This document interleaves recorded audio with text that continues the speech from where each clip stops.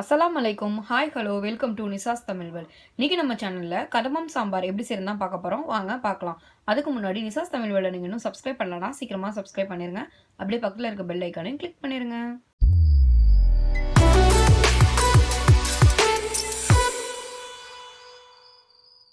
கதம்பம் சாம்பார் செய்ய தேவையான பொருட்கள் என்னென்னு பார்க்கலாம் வாங்க. துவரம்பருப்பு 200 கிராம், தக்காளி மீடியம் சைஸில் 5 எடுத்திருக்கேன். அப்புறம் மஞ்சள்தூள் 1 டேபிள் ஸ்பூன், சீரகம் 2 டேபிள் ஸ்பூன், சீரகம் 1 டேபிள் ஸ்பூன், கருவேப்பிலை, அதுக்கப்புறம் பூண்டு 5 பல் எடுத்திருக்கேன். அதுக்கப்புறம் கடுகு உளுந்தம் பருப்பு 1 ஸ்பூன், அதுக்கப்புறம் ஒரு காஞ்ச மிளகாய், கொஞ்சம் கொத்தமல்லி இலை, ஒரு இந்த சைஸில் ஒரு வெங்காயத்தை சின்ன சின்னதாக நறுக்கி வச்சுருக்கேன். அதுக்கப்புறம் சாம்பார் தூள் 3 டேபிள் ஸ்பூன், அதுக்கப்புறம் கொஞ்சமாக பெருங்காயத்தூள், 3 கத்திரிக்காய் எடுத்திருக்கேன். அதுக்கப்புறம் ஒரு முள்ளங்கி, அரை துண்டு சொரக்காய், அதுக்கப்புறம் ஒரு கேரட். பருப்பை நல்லா கழுவிட்டு தக்காளி சேர்த்துடலாம். சேர்த்ததுக்கப்புறமா மஞ்சள்தூள் ஜீரகத்தையும் சேர்த்துடலாம். சேர்த்துட்டு 1 டம்ளர் அளவு தண்ணி ஊற்றி 2 விசில் வர வரைக்கும் ஸ்டவ்வில் வச்சு எடுத்துக்கலாம். 2 விசில் வெந்துருச்சு, ஆஃப் பண்ணிடலாம். பருப்பு வெந்துருச்சுங்க. இதில் கொஞ்சமாக உப்பு சேர்த்துட்டு நம்ம கட் பண்ணி வச்சுருக்க காயெல்லாம் அதை சேர்த்துடலாம்.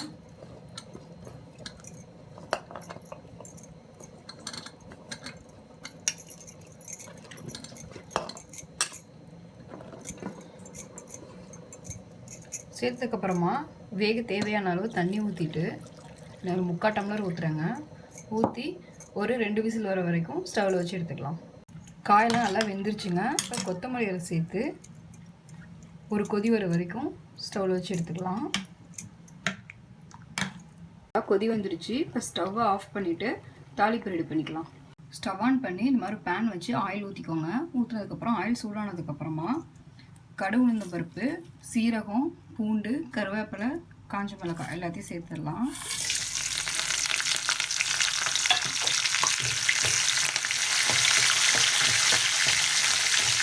இது கொஞ்சம் பொரியட்டும். இது இப்போ பொரிஞ்சிருச்சு. இப்போ வெங்காயத்தை சேர்த்துடலாம்.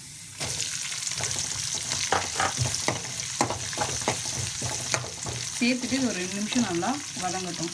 இப்போ வெங்காயம் நல்லா வதங்கிடுச்சு. இதில் நம்ம சாம்பார் தூளும் பெருங்காயத்தூளும் சேர்த்துடலாம்.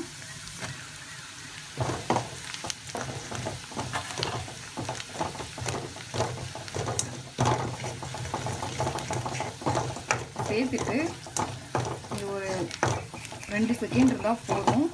வதக்கிட்டு இறக்கிடலாம். இல்லாட்டி சாம்பார் தூள் கருகிடுச்சுன்னா சாம்பார் நல்லா இருக்காது. ரெடி ஆகிடுச்சு. ஸ்டவ் ஆஃப் பண்ணிவிட்டு நம்ம அந்த பருப்பில் சேர்த்துடலாம்.